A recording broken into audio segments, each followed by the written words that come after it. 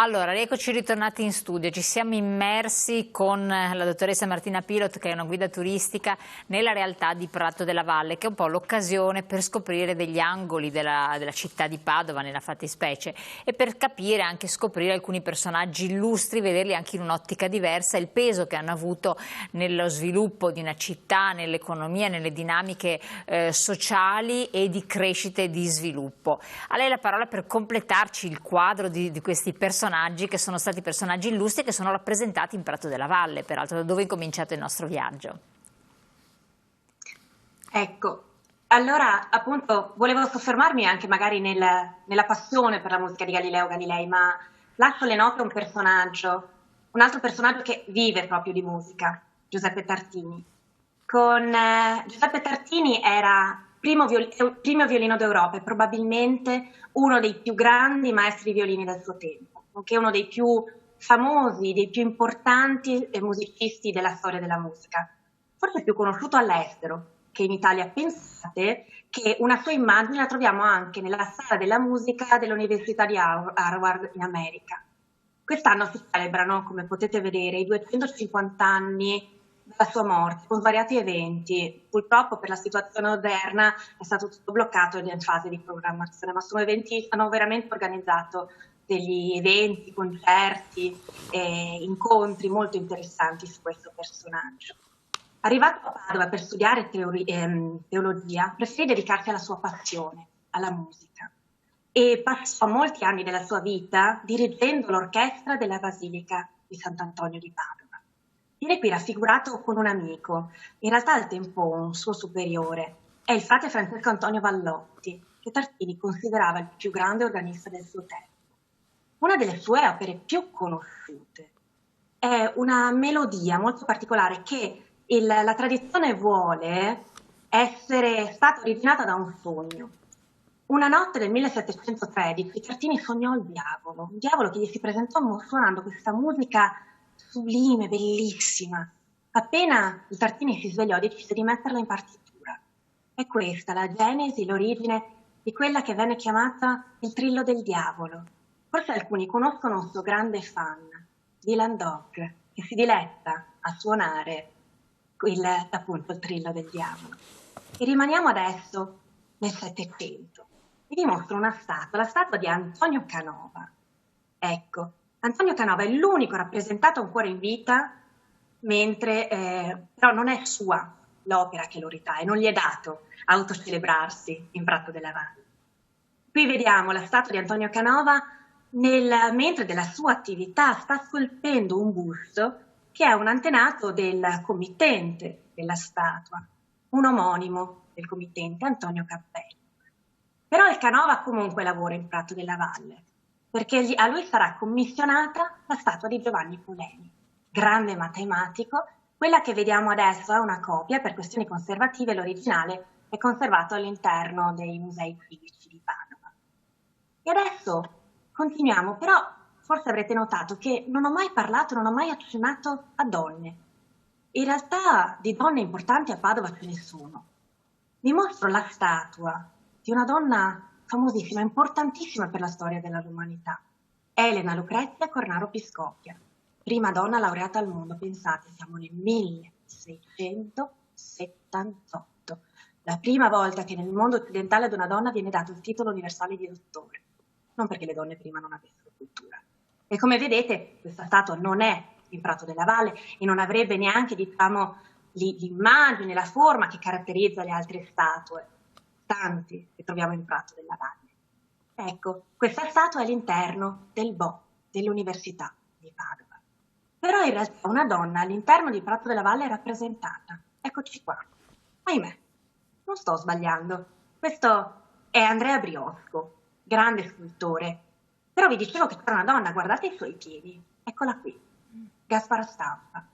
Gaspara Stampa è stata una donna veneziana. È anacronistico in realtà posizionarla ai piedi di Andrea Briosco, perché Gaspara aveva 9 anni quando nel 1532 Andrea Briosco morì a Padova. La nostra Gaspara era nata a Padova, crebbe poi a Venezia, forte di un'istruzione superiore circondata dalla vitalità e dalla cultura della città lagunare di metà del Cinquecento. la nostra Gaspara scrive d'amore, senza filtri, nelle sue infinite sfumature e sfaccettature. Ed è per questo che la storiografia si alterna nel definirla poetessa o cortigiana. Sicuramente la prima. Per quanto riguarda la seconda, dobbiamo anche considerare che cos'era la cortigiana in una Venezia del Cinquecento e che cos'era il rapporto tra la donna e le culture. Ora termino con un'immagine di Prato della Valle ed è un'immagine piena di persone. Qui vediamo una manifestazione podistica. Padova è orgogliosamente una delle città con la più alta percentuale di corridori che abbiamo in Italia. E aspettando il momento in cui potremo di nuovo stare tutti insieme in serenità.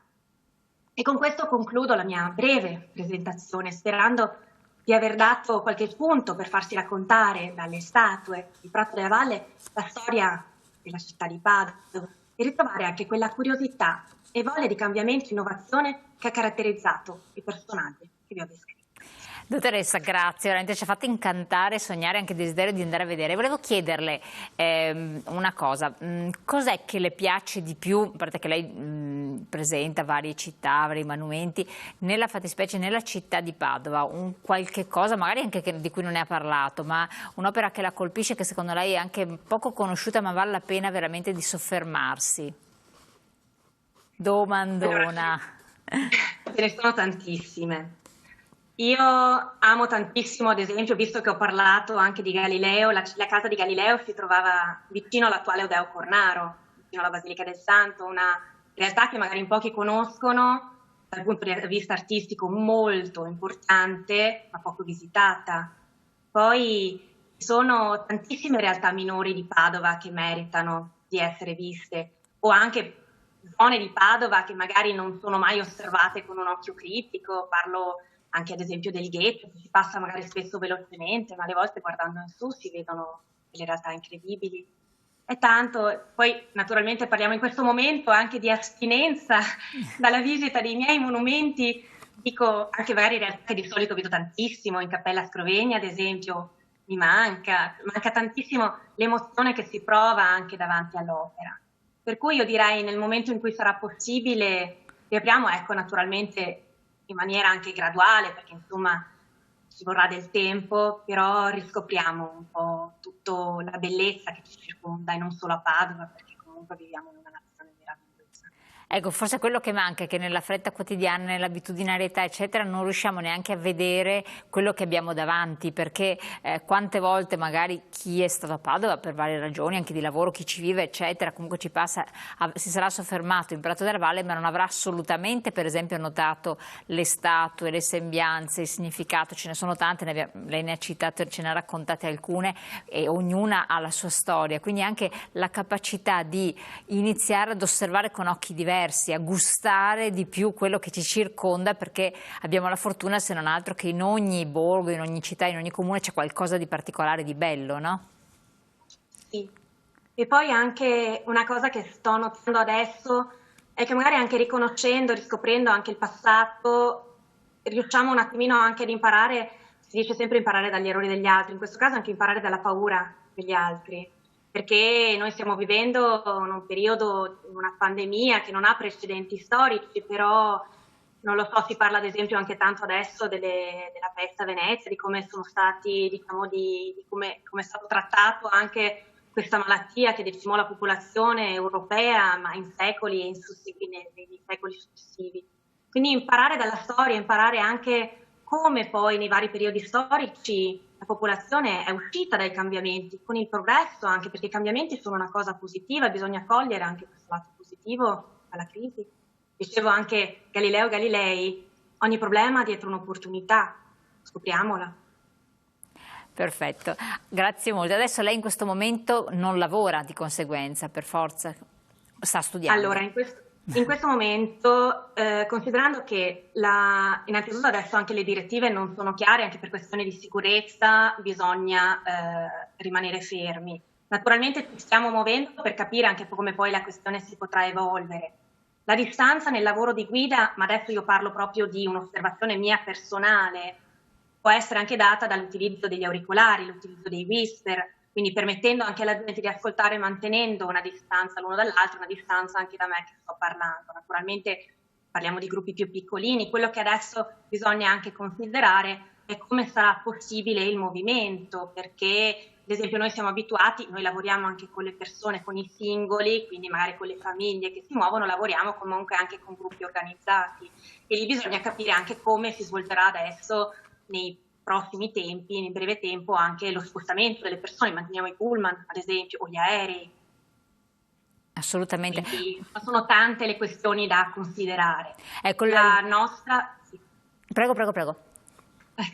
No, diciamo che dal punto di vista turistico il tutto è stato bloccato proprio dall'inizio e quindi ricordiamo ad esempio Venezia, un'altra realtà a livello turistico fondamentale. Venezia ha bloccato anche il carnevale, per cui il blocco è stato proprio immediato da quando c'è stato, diciamo, la pubblicazione del fatto che c'era il virus in circolazione e quindi sì, come ci muoveremo dobbiamo un attimino anche vedere appunto come permetteranno alla gente di muoversi. Ripeto, nel momento in cui siamo in loco la distanza è possibile grazie al sistema di auricolari, quindi quando la guida ha un piccolo microfonino e con gli auricolari, quindi anche a una distanza più grande, la gente può ascoltare. Certo. Naturalmente parliamo adesso di gruppi magari un po' più piccoli, più facili da gestire, ma proprio anche per la loro mobilità. Comunque la vostra categoria ancora non ha avuto nessun tipo di indicazioni al riguardo, quindi fate parte anche voi degli ultimi convocati. Purtroppo. È che il turismo è naturalmente quello che si basa sul movimento delle persone. Sì, e quindi è proprio quello che al momento, io non voglio dire di essere stati lasciati per ultimi, naturalmente sono altri gli esperti che parlano di questa situazione, però c'è anche da considerare che facciamo un passo alla volta per capire anche come si andrà avanti, ma proprio dal punto di vista sanitario. Per cui un turismo basato sul movimento delle persone, perché questo è naturalmente gioco forza, è quello che potrà arrivare quando però la situazione sanitaria e la certezza anche di che cosa si può fare e cosa no sarà chiara e definita. Assolutamente. Io allora la ringrazio, la lascio comunque al suo studio perché so che si sta dedicando a tanti approfondimenti, con l'invito a presto a riaggiornarci con un'altra bellezza delle nostre città nella regione del Veneto, perché no, visto che ne conosce anche tante, ci fermeremo in un'altra realtà, quindi intanto le do i compiti per casa. Allora dottoressa, grazie molte, veramente, buona serata, buon proseguimento, a presto. Grazie, altrettanto. A voi cari telespettatori vi lascio alla pubblicità, dopo la pubblicità ritorniamo insieme e continuiamo le nostre interviste di approfondimento.